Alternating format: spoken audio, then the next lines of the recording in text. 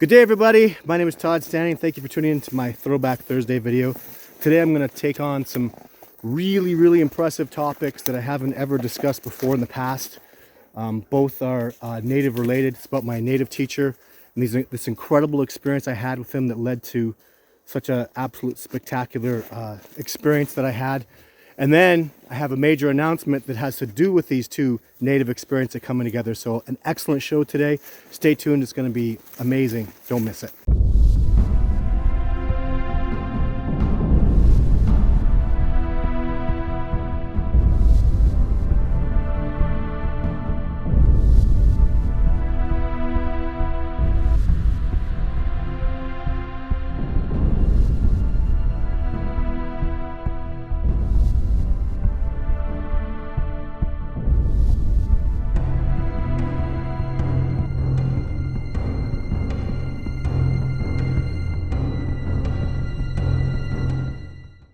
So I was trained by a Northern Cree elder who passed away quite some time ago. But in my time with him, one of the most incredible things I ever saw. So he was a native elder, highly respected, traveled all over the Pacific Northwest of Canada and the United States, talking about nature and his culture. He was an excellent, amazing elder. One of the greatest trackers, probably the greatest tracker I've ever seen in my life. So what happened was Fish and Wildlife had a situation where they needed an elder to come out and investigate, because this situation had happened right beside one of the native reserves that he happened to be working with. So I went out there with him. What had happened was, allegedly, a Sasquatch had attacked a group of 3 men in a trailer. And when I came upon the investigation site, the trailer was literally turned over on its side, still attached to the truck, and there were bullet holes in the trailer. And what I could see with just a little bit of investigation is there were like rip marks and looked like hand marks in the side of the trailer where the trailer had been shook and torn over. The people that actually had called it in had left, had actually witnessed the Sasquatch. So what it allegedly had done was grabbed hold of that trailer and shook it from side to side, tore it over on its side, while these 3 men inside who had rifles were shooting. So pretty spectacular event. What was intriguing to me, though, is that my teacher really didn't want anything to do with the trailer and the people. He wanted to go off somewhere else. And Fish and Wildlife wanted him to investigate, wanted to give perspectives. And he kept saying, no, this is not what's happening. This is not what was going on. There's something else going on here. So at the time, I was obviously starting to think, man, these Sasquatch are just really aggressive, and that sucks. Tried to hurt these people, and these men were able to fortunately defend themselves. So my teacher took me off. We went off on a trail that was, connected to this particular camping area. We had a look around, went for like a 20-minute hike into the backcountry, where we were on a game trail. And what we stumbled upon blew my mind. What had happened was, what we did see was, there was a whole herd of bighorn sheep that these men had cornered in a gully or over by a mountainside, and they killed them all. I'm talking the ewes, the bighorns, all just shot them all. There were bullet casings on the ground, and about a herd of about 12 of these bighorn sheep were killed. And there was a man there, a man like I'd never seen before. So he was kind of prehistoric looking. He was wearing skins and moccasins, a native man. So I was there with Musqua, my elder, and he was looking around investigating, and we saw this man, and I said, there's a guy over there. Should we go talk to him? And we just waited, and my teacher told me, this is a man you're going to want to know. This is a man that is very important in your life. So eventually we sat down, and this man, who was very upset by the scene of all these dead bighorn sheep, came over to me and just didn't talk to me, just came over to me, took my hands and looked at them both, and then put them back down. He had like teary eyes because I assumed because of what he was witnessing, the annihilation of all these bighorn sheep, and just walked away. So we went back, and my teacher got me to pick up some of the bullet casings, put it in my pocket without putting fingerprints on them. And he went back and he told Fish and Wildlife, he says, you need to arrest these men. These men killed a herd of bighorn sheep that's just down over there. So they actually did. They seized the 3 men, went back, found that the bighorn sheep were murdered. It was pretty obvious that they had done it without any sort of doubt whatsoever. And the Sasquatch had witnessed this. So the Sasquatch that I thought were being angry and aggressive and violent were pissed off at these poachers who had assassinated and murdered an entire herd of bighorn sheep for no goddamn reason. Obviously out of hunting season. Obviously there's never a hunting license to kill ewes and offspring and full-on bighorn sheep for no particular reason. And they would have gotten away with it if the Sasquatch hadn't lost their mind and busted up that trailer of theirs and made a big deal out of it. So so makes me come to think that when Sasquatch are doing things to people, what was the reason? What was the purpose behind it? If my teacher hadn't found out about that herd of bighorn sheep that were murdered, those men would have gotten away with it. They would have been big victims. Oh my God, these evil Sasquatch were attacking us. And that wasn't the case at all, was it?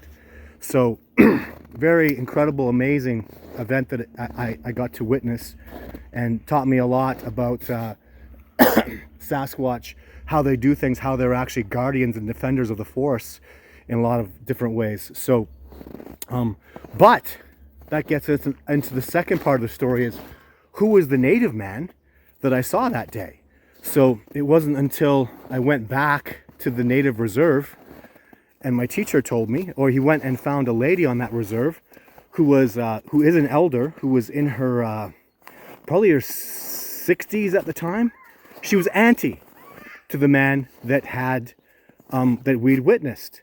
But this man was very, very significant, and I'll tell you the story behind him. So, and the significance of him coming into my life right now. So I went back to the reserve, and Muskwa the next day introduced me to a lady that I know as Auntie. It was Auntie to this gentleman who I had seen the day before. Gentleman, wild person. I'd never met a person like that in my whole life. So what happened was, apparently, is this native man who I'd met, the story behind him was absolutely incredible. So apparently when he was about 8 years old, he had a spiritual animal ritual performed on him, which was way too early, at which time he was identified as a Sasquatch was his spiritual animal, which is apparently extremely rare and almost unheard of. So what the story was behind him, what Auntie told me, was when he was 8 years old, his father was an alcoholic that lived in the reserve, close inside the reserve, and he had lived with his grandma outside the reserve. Well, after his mother had passed away at a young age, and after his father had passed away just recently, he was with his grandma, and apparently the house, or the area that grandma was staying in, burned to the ground. So with her in it, and him at the age of 8 was missing, even presumed to have been inside the place that grandma was living that was burned to the ground. So they'd been going back there looking for him. They found grandma had been in the fire that had burned down, and police were looking, search and rescue were looking. Well, apparently on about a week after, the boy was seen making, I guess he was making a nukshuk, a stone structure, by the place where grandma had been burned. And they tried to catch him and they couldn't. He'd ran off, and now they knew he was alive, but they knew, an 8-year-old is not going to survive. This was in the summer, and obviously they didn't find him for years. They never found him. He came back when he was 14 years old, and he came back to Auntie, and he came back and had said something to the effect of he wanted to learn more about people. There were questions that he needed to learn about people.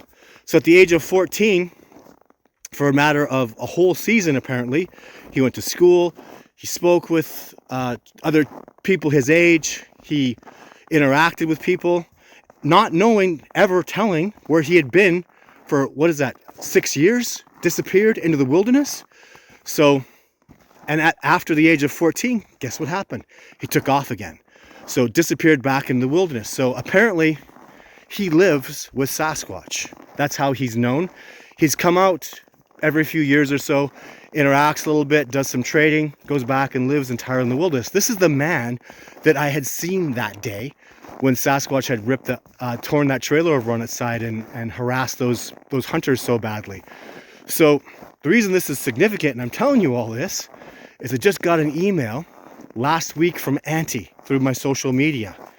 And I found out, so I got to have a conversation with her.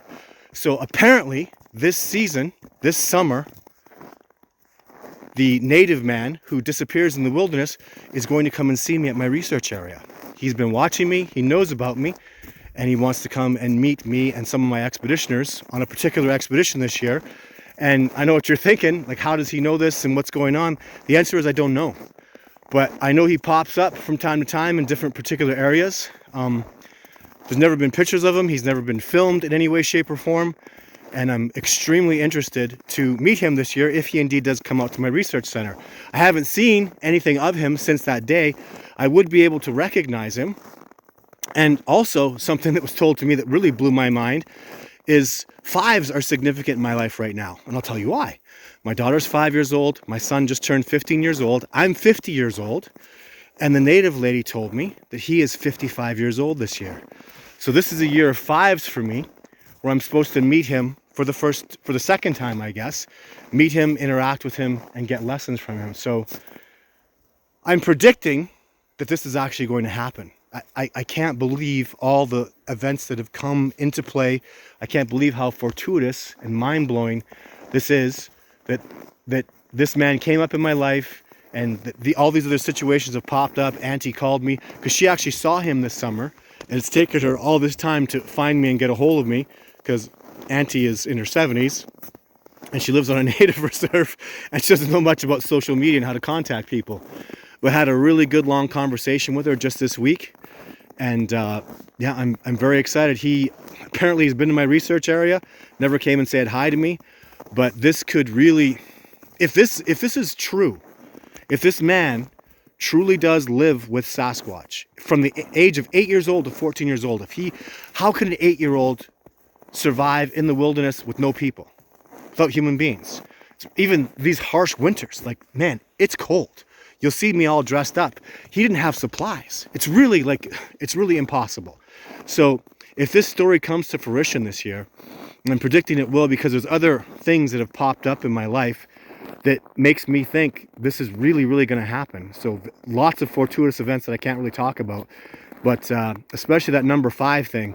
He's 55 years old this year, this native man who lives out in the wilderness, and he could really be the one that blows the top off the discovery of Sasquatch. Really, really, really. Because if he truly has survived with Sasquatch, if they truly have kept him, if he is spiritually connected to them, I mean, we're talking, this is the Neo of Bigfoot, right? This is the one. This is the most amazing, fantastic, incredible thing. And yeah, all I can do is hope Auntie's right. Well, Auntie knows him. Musquat, my teacher, told me this is Auntie, and he comes back and visits Auntie every so often. She had a visit this year. He's 55 years old, and I have all that stuff confirmed 100%, even based on other information I've been looking into. So very, very exciting time. That is huge, horrific, amazing, fantastic news. When's he coming out? What expedition is he coming out on? I have no idea, but I'm very excited about it. Very excited about the discovery process as it's transpiring. So thank you very much for tuning into my Throwback Thursday video today.